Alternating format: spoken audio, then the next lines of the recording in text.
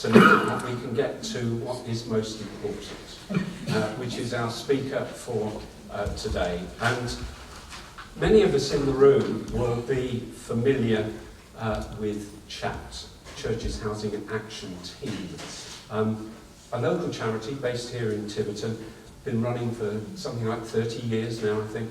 And they support people in mid-Devon who are dealing with things like homelessness, maybe food security, tenancy challenges and problems, and just helping them to rebuild their lives in a way that is dignified and with hope.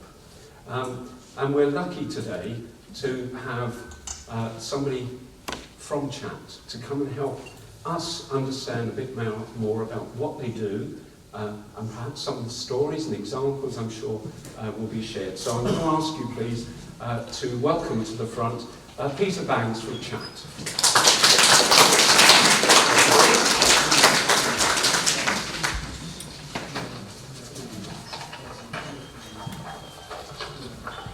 Thank you. This is quite a nostalgic moment for me. About 20 years ago, when I lived in Southampton, u3a had a building there, absolutely gorgeous building that used to be a gambling den of iniquity. I think that's the best description for it. And they took it over, and I used to do art classes for people living with dementia there. So I had a long understanding of what u3a do, because going there on a weekly basis, meeting with this group, I got to meet all the staff there, all the people who were coming in for different groups, and I was always incredibly impressed with it. And it's lovely to come to, I've been in Tiverton 3 years now, so I'm still a newbie, but it's lovely to see such a massive u3a here. 250 people is not a figure to be sniffed at, to be honest. So, luckily they're getting me a hands-free mic, because I wave these around a lot. My name is Pete. I have two jobs at CHAT. One is to go out and basically act as an ambassador for us, tell people about what we do, who we can help, what we can do to help them. And the other one is, back at the office, I am polyfiller. I fill all the gaps. So if there's somebody missing for the day, I'm the person who steps into the gap. So this is quite nice. This will be one of the few days where I haven't had about 10 different jobs during the day. So anyway, a little outline of our history. Back in 1992, there was a lady named Sally Chapman who one day was looking around and noticed that there were an awful lot of young men who were homeless, and she just felt like she had to make some difference to that. She had to do something about it. One of the things we always talk about when we talk about Sally is we give this impression of her wandering around with a suitcase full of money, sorting out people's problems. She looks like some sort of mafia drug don or something, wandering around with suitcases full of money. But I don't know if any of you have ever met her. She's still very active in the area. She's a force of nature. Nobody says no to her. And through that time, she got the council involved, she got various grant organisations involved, and by 1995, she got us to a point where we could become a registered charity, get set up on solid ground, and start working in a broader variety of areas. Homelessness was our initial area that we looked at, and one of the things when I came down here from Southampton, I looked around and I thought, there's no homeless problem down here. In Southampton, you can't mistake the homeless people, because you go onto the high street and they're in every shop doorway, they're begging for money in different places, they are very, very obvious. It took a little while to come to the understanding that down here, homeless people. At the moment, I think at CHAP we're dealing with about 20 people who have no home of their own. Some of them are sofa surfing, some of them are sleeping rough, living in tents and things, but they are all making themselves invisible. We have one man that had been living just the other side of the river from behind the multi-storey by the bus station. He had a tent there that he buried away in the plant life. You would never have known he was there unless you happened to come past one morning and see him getting out of there. Oh, big stretch as he got up.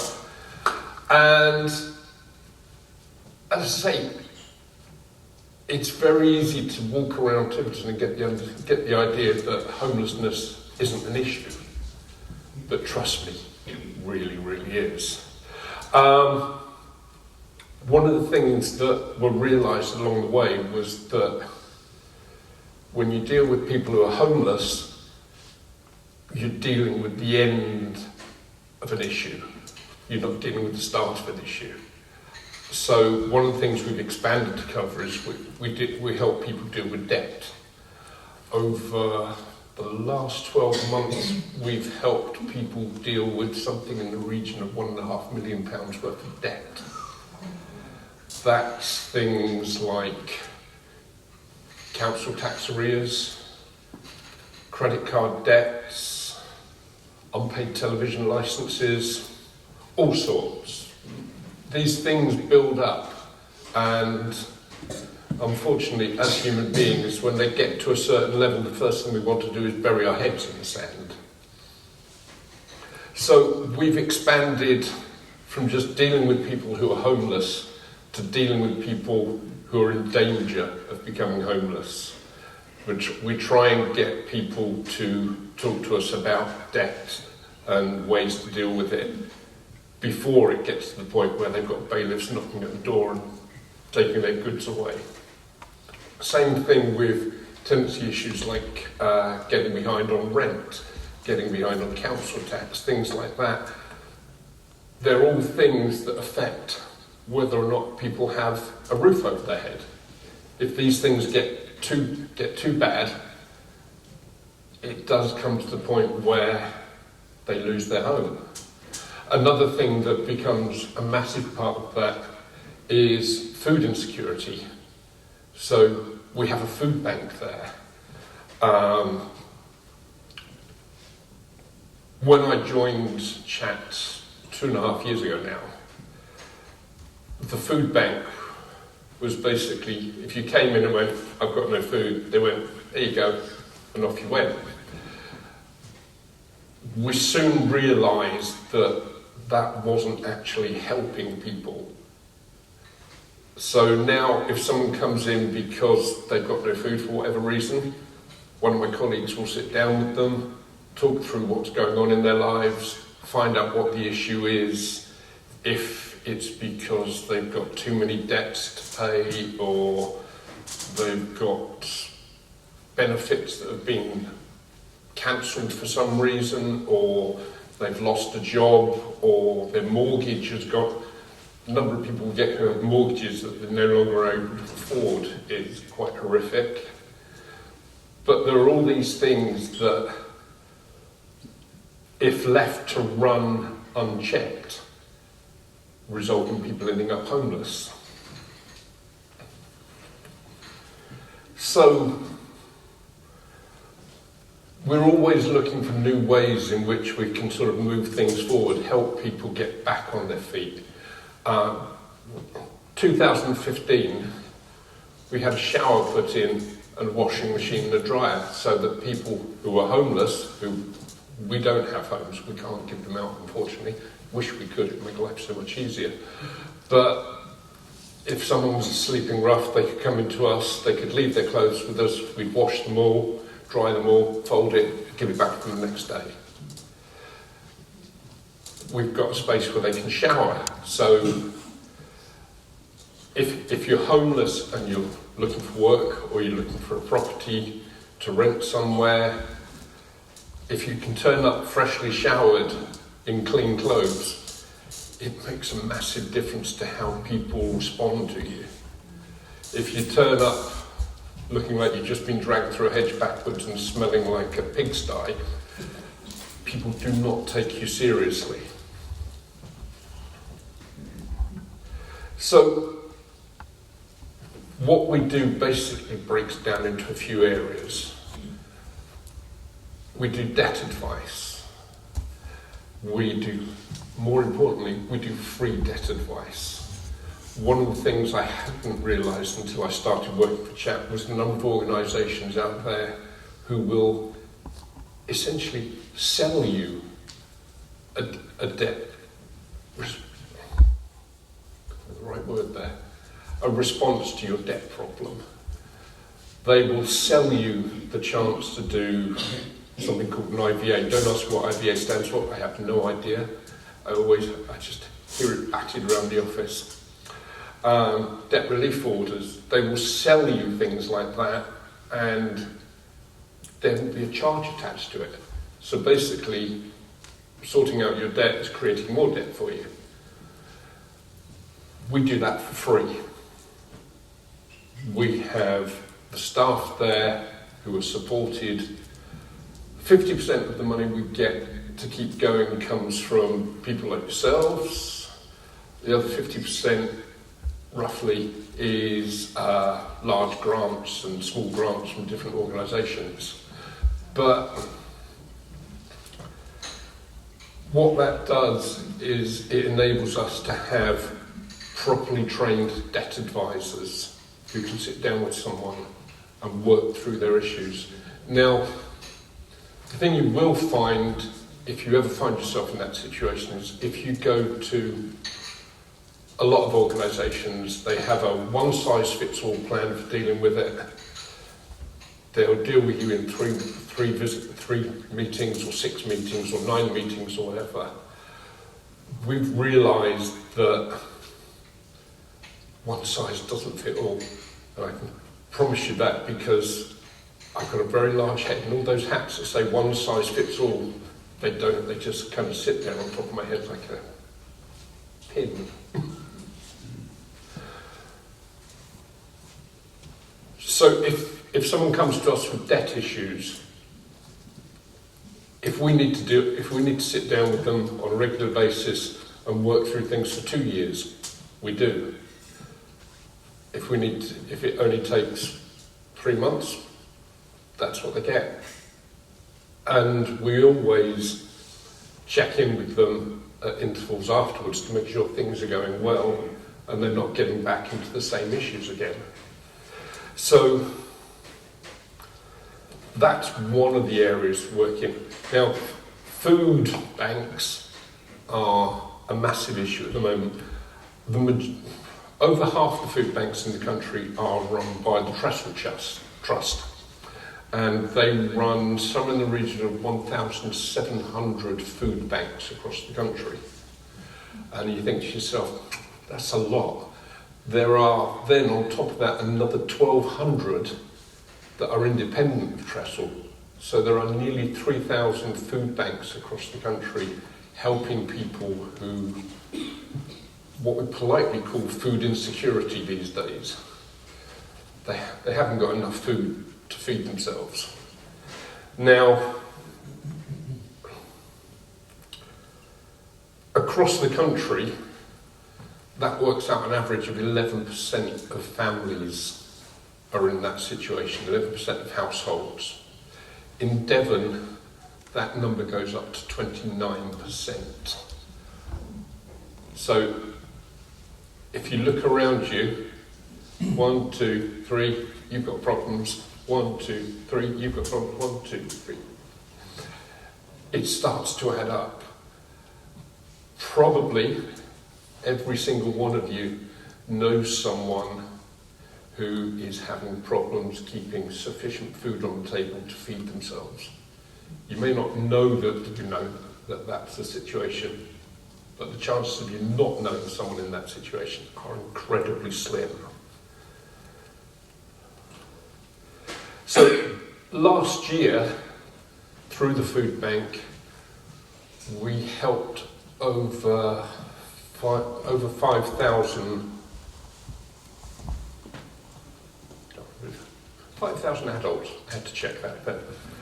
And that included, and on top of that, there were another 2,422 children. So there are children, we're a first world country, but there are still children who do not have sufficient food to eat on a daily basis. So that is a massive area for us, but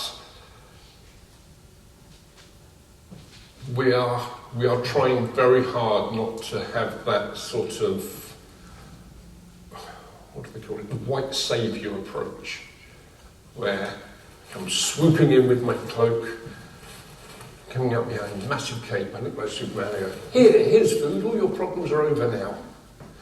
And then I'm gone again. And they sit down, they eat the food, and then they've got no food again. So we are looking to get things beyond that. So people come into us food bank, we sit down with them, we discuss their situation, see what other help we can give. They get food bank for as long as is necessary according to their situation, but then we try to move them on to something that they have slightly more control over. So we move them on to a thing called the pantry, where for £6.50 they come in and they choose with a shopping trolley a certain amount of food, probably based on the donation thing, depending on what they pick, they get in the region of £25 to £30 worth of food. But it helps them learn to budget, helps them learn to think about what they're putting together in the way of food. What can they make meals out of? Things like that. So it's encouraging them to get back in control of their lives. And we've seen a lot of success with that. People who've come through through food bank, then through pantry. We've had at least a dozen I know of who've gone, don't need it anymore, I've got it all back under control. And we've checked in with them and they're doing well and they've got things budgeted and they are living their lives properly. They are fed, they have a roof over their head, everything is going essentially in the way that you'd want it to. Hands up anybody who's ever tried to deal with the council. It's all right, you don't really need to put your hands up.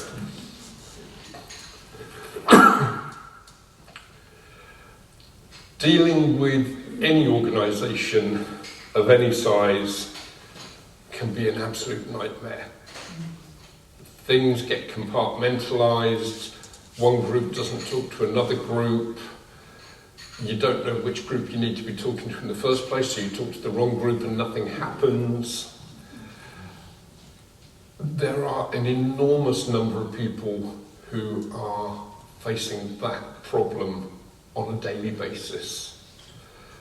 And to give the council their due, the people we deal with, who are particularly the housing team, the environmental health team and a couple of others, are absolutely lovely people who want to help.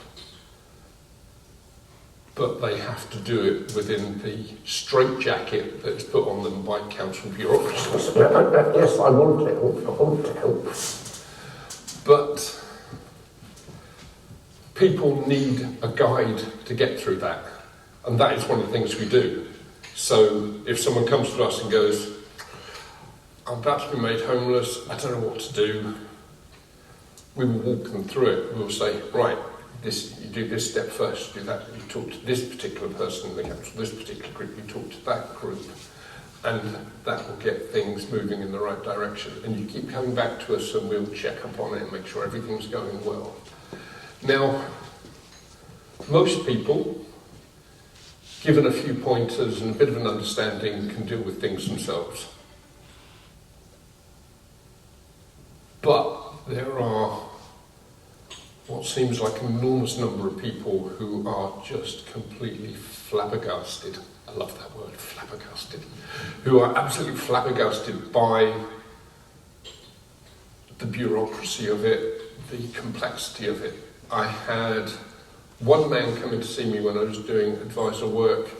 He had a pile of post like that he hadn't opened.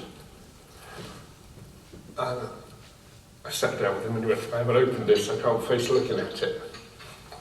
And a year before, he'd opened one letter from the council that said, you are 2 months behind on your council tax, you need to bring it up to date.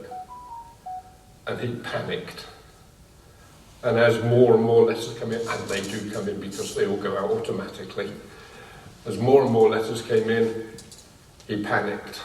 So every piece of post he got went into this pile. And he came in, and I sat down with him, and we went through them all, picked out the ones that were junk mail, which was probably a good half of them, to be honest. Got them all into separate piles so we knew which ones they dealt with, which ones they were important, which ones weren't, and worked through it with him. And at the end of it, we had his council tax sorted. He was actually overpaying, which is one of those things that happen sometimes. We had his rent sorted so that he made sure that was dealt with. We sorted out his water for him, his electricity, his gas. Everything was running smoothly. This was probably one of the first people I saw, and probably about a month ago when we were doing a food collection at, it was either Morrison's or Tesco's, I can't remember now. But he turned up there and he had a trolley, one of the big deep shopping trolleys filled with bags of food, and he just came over to him. You helped me, so I thought, something fair, I'll pay it back. Pushed it towards us and walked off. So, we have the opportunity to make a real difference in people's lives, to give them some hope, to give them an idea that life can be about living rather than just existing. But obviously there are things that we can't do as well. There are things that, while we're able to focus on housing and tenancy and homelessness, there are things that fall outside our scope. But we have space. So we have a mental health charity that comes in on a Tuesday afternoon, and they have a couple of qualified workers with them. But it also becomes an opportunity for people who are dealing with stress and dealing with anxiety to come along, discover that they're not on their own, often go out there and they're playing Scrabble. But it gives them a chance to get some help in that area to pull things together. We have a social prescriber who comes in from one of the doctor's surgeries who, I'm hoping you're on a list actually. People come in and they're dealing with stress, they're dealing with anxiety, they're dealing with depression and low mood and things like that. And they sit down with her and she goes, okay, so what are you interested in? What would you like to be doing? And points them towards groups like u3a, say, go there, they're a nice bunch of people. They'll welcome you in, you'll find stuff there that you can do, you'll find groups you can join. And she is absolutely lovely. She makes a real difference in people's lives. On the business side of it, Southwest Water come in once a month. And Tom from Southwest Water is really annoying. He's got model looks. He comes in, he's like 40-ish, slim, beautifully styled hair, looks fabulous. I hate him. And he comes in and we introduce him to people who are having problems, and he sits down and he goes, right, well you shouldn't be paying that, so we'll write that off. And he is incredibly good. All of the utility companies, water, electric and gas, have a social responsibility that they keep very quiet and don't tell anybody about, but that can make a massive difference in the bills and things that people see. And he is incredibly good at recognising that, yes, we have a responsibility there, so we're going to deal with it. We also have a partnership, I think I'd call it, with an organisation called ECO, which is the Exeter Community Something Energy. And basically they were set up a number of years ago via government grants and things. But you can have them come in, they can go round your property and go, oh, you could do with energy saving light bulbs. Here's some energy saving light bulbs. You need some foil behind your radiators to reflect the heat back out. Different things like that. They will look at your property and figure out the best way to make it as economic as possible. And again, they are an absolutely incredible bunch of people. And they will come in and they will do that, and there is no cost involved, but they just want to make a difference to people's lives. Now, going back to chat, who I'm here to talk about this, let's get back to the main thing. One of the things with chat is that everybody there who's employed, let's start with them first, is there because they want a job where they're making a difference to people. Every single one of them could go and get a reasonably equivalent job with an organisation like one of the electric companies or something for half as much money again, and find themselves a lot better off, but totally unable to help people. So that's what motivates the staff. But more impressively, we have currently 82 volunteers who come in and do everything from manning the reception desk, which can be a massive job. I tend to refer to them now as ringmasters, because they literally have to stand up there with the top hat on the big whip and just keep everybody in place. But they do that. They'll go out and collect food from the various organisations and shops that donate to us. We have some that actually are qualified debt advisors who come in and do that. We have people who do absolutely everything from a half-hour pickup a day, a half-hour pickup a week in some cases, to two days dealing full-on with people whose lives are going to pieces around them. So I was listening earlier when there was talk about we need volunteers to do this, we need volunteers to do that. Every organisation, volunteers are the lifeblood. We couldn't do what we do without those 80 volunteers. We couldn't cover anywhere near it.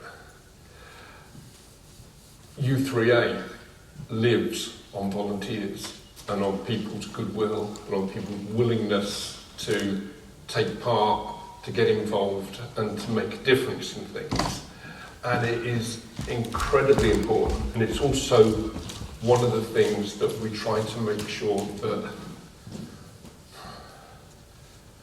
we actually recognise that. We take our volunteers for a day out. We get our volunteers together. In June we're looking to do a volunteer lunch where the paid staff will come and act as waiting staff and just look after them, give them a nice cream tea in the afternoon. We want them to realise that there is no difference between the paid staff and the volunteer staff. They are all staff. And one of the things that has always struck me since I started working for Chat is that the whole ethos thing, and like any organisation, we've got our 4 pillars of what our values are and all this sort of thing. But the whole of Chat is built around the idea of relationship. We want everybody who works there in whatever way to feel like they are part of that family, essentially, that they are part of that group, that they have a relationship there, that if they have a problem they can talk to anybody there. We want our clients to realise that they are not just a number. They're not just, oh, you've got a debt problem, okay, do this, this and this, and don't come back, bye. We want them to feel that and understand that to us, they are valuable human beings, that they have a purpose, they have a reason to be, and that we want them and their life to be as good as it can be. One of the things I've noticed particularly is that people get very confused between existing and living. When you exist, you go day to day, nothing really happens, nothing makes any difference, you're just there.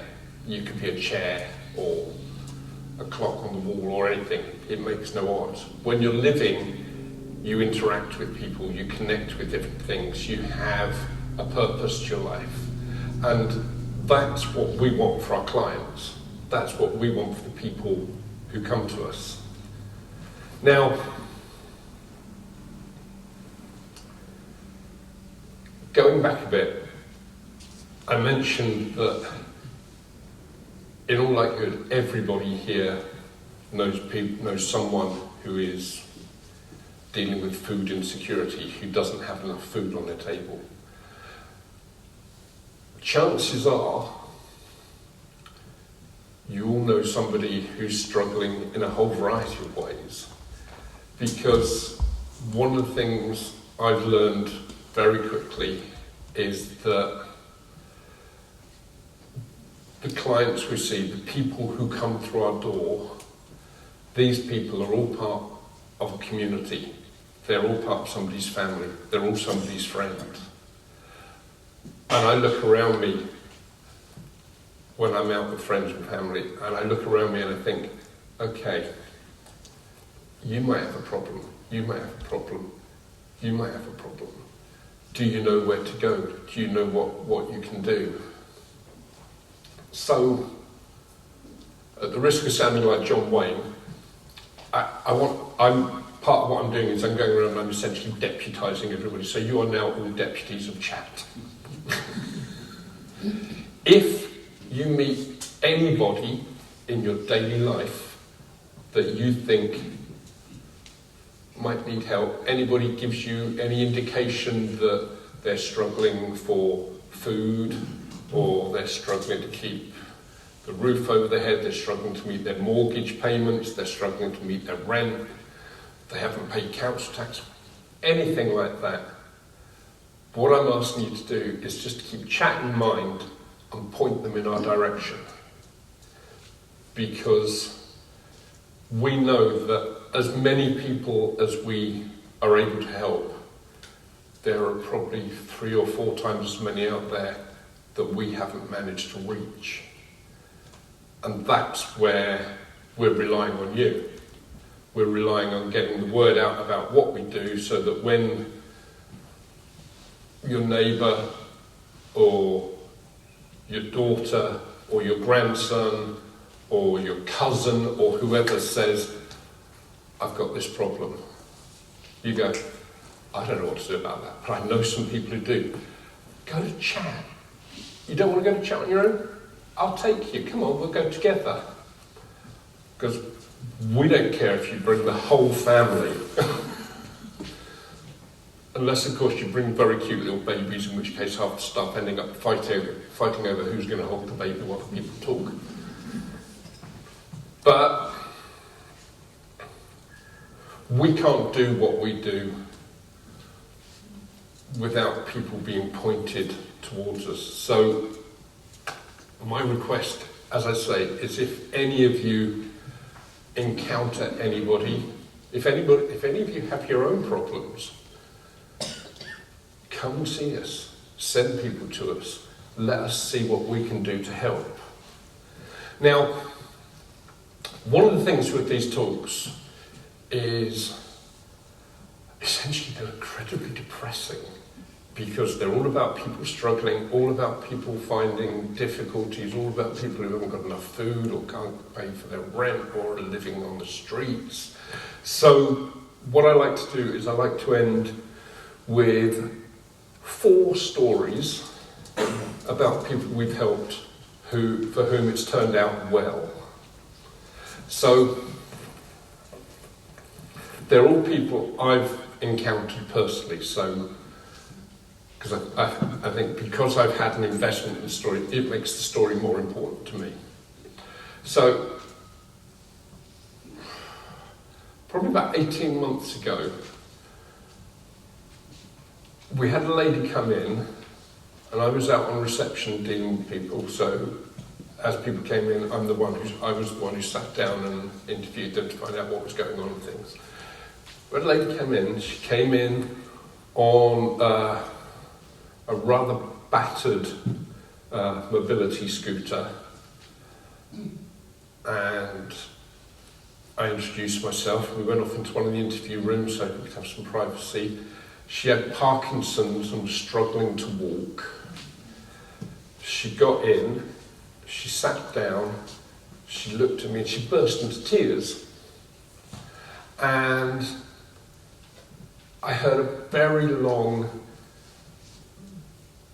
heartbreaking story about her Parkinson's, her husband who was becoming abusive because he had some form of dementia and wasn't getting the support he needed, so his frustration was coming out in physical violence.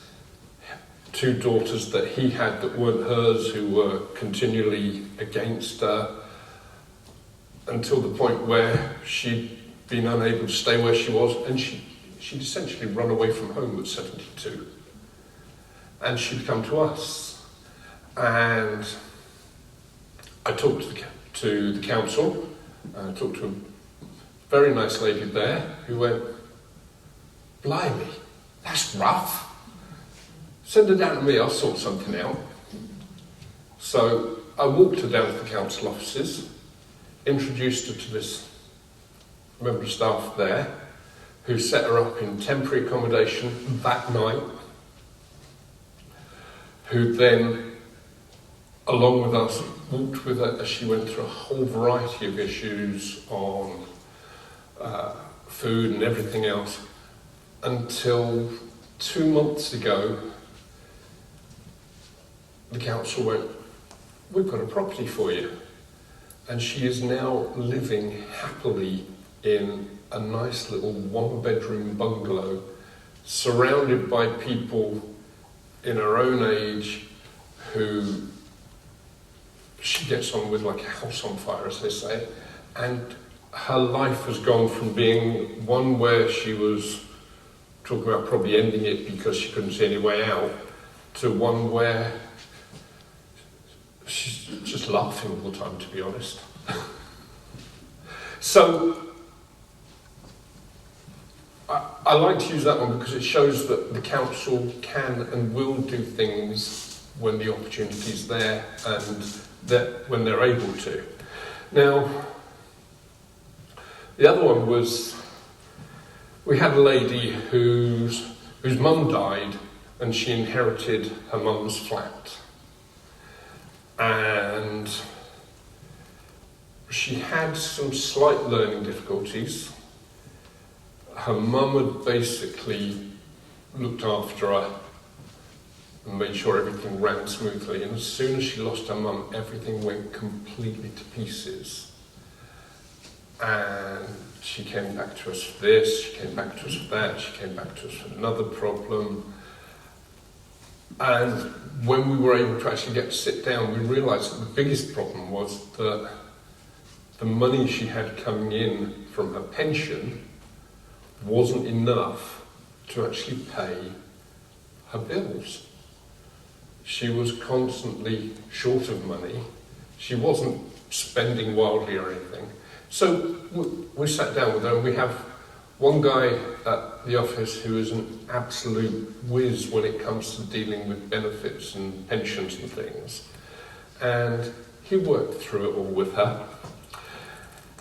And at the end of it, they'd realised she was entitled to pension credit as well. And the pension credit people went, yeah, she's entitled to pension credit. We'll send you the £4,000 back pay that we haven't actually paid you. So it is always worth remembering that I imagine every single one of you probably has spent a good many years working and paying your premiums and everything. And essentially, if there's money that you're entitled to, please claim it. So things like pension credits and things like that. So if you know anybody that's struggling in that area, sorry, I've just thought of another story. So we've got a guy who comes in every now and then, I think just because he likes our coffee. And he came in and we were chatting with him and realised that he was struggling, and while we helped him get sorted out, we put him onto the pantry. So he was coming in, paying him £6.50, taking away a whole pile. And he went into there on his first day, and there's a fridge in there with chilled stuff in. And he went, "You've got cheese! You've got red Leicester! That's my favourite!" And I've never seen anybody get so excited or burst into tears over cheese before. But it's those little things that can make a massive difference in people's lives. Now, two last stories. I don't know about you, but I spend a lot of time moaning about kids. I've got a 17-year-old at home. I was a bit late getting started on the fatherhood thing. I've got a 17-year-old at home, and there are days when I just like to strangle him. And you see these kids come out of school, and they're all sullen and miserable looking, and they're crowding over pavements and everything else. And I don't know about you, but I'm going, oh, look at them. Picking kids, what are they doing? Oh. So, at chat, I had a phone call from one of the schools. And I had a teacher on the other end of the line, and he went, "Got these three girls, and they've just raised a bit of money and they want to make a donation to chat. What's the best thing to do?" I said, "Well, where are you coming from?" He said, they would pass Morrison's on the way to come in. And I said, "Well, if you go to Morrison's, they've got these nice little bags that they set up so that people can make an easy donation of things that people need." He went, oh, that sounds good. Sounds good. We'll be there this afternoon if that's okay." I said, "Yeah, that's fine." So they turned up, and I wasn't able to go out there straight away. But apparently, according to the receptionist, they came in and they went, "Is it all right if we borrow these trolleys a minute to bring in some donations?" And they took three of the shallower shopping trolleys that you get from Tesco's and things, and they filled them to overflowing with these green bags that Morrison's provide. And apparently, these three girls on their own had done a bunch of craft things, knitting, crochet, whatever, I don't actually know, but they'd raised over £250. And I was just thinking, 30 quid, 40 quid, grab half a dozen. They came in with 3 trolley loads of these things. We got a phone call from Morrison's going, we've just had someone come in and clear us out of the bags. So, I always like that story just because these 3 girls wanted no fuss, no acknowledgement. They'd just done something that they thought was worthwhile with some skills and abilities that they had. And it just makes me feel better about the rest of them, because I know there are 3 decent ones among all that horrible rabble.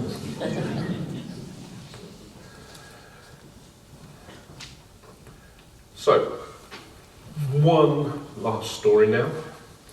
We've recently been running a campaign that's backed. Virtually every organisation now has a sort of charitable foundation wing to it, because they've all realised that it looks good if they give money back to things. So Aviva, who some of you may have heard of, were running a fund matching agreement with us that finished about 4 days ago. And if people made donations, Aviva would match that foundation, so anything that we raised would essentially be doubled. But as with most of these things, everything has to be done online. And I don't know about you, but one of the nice things about having a 17-year-old is I've got someone who can explain to me how all these things work, because I have no hope. So this lady came in, and she was in her 80s, she'd just lost her husband, and she was on her way to visit her brother, her baby brother, who had just turned 80, who was just turning 80 that day, in a nursing home where he lived, and he had dementia. So she came in, and I went through on the computer with things so that she could make the donation and everything, and then just chatted with her about her brother and things. I don't think I talked more than about 10 minutes, and then at the end of the 10 minutes, she was just putting in the amount that she was going to donate. She donated £100, which I thought was incredibly generous. And as she was leaving, she went, I wasn't actually going to donate that much, but it was so nice just to have someone to talk to. And off she went. And that, in a very short capsule form, is the feeling that we want people to go away with when they've been to visit us for whatever reason, that they have been treated as human beings who matter, and they've been listened to. I think we might have finished there. So, well, we're going to say thank you very much, I think, to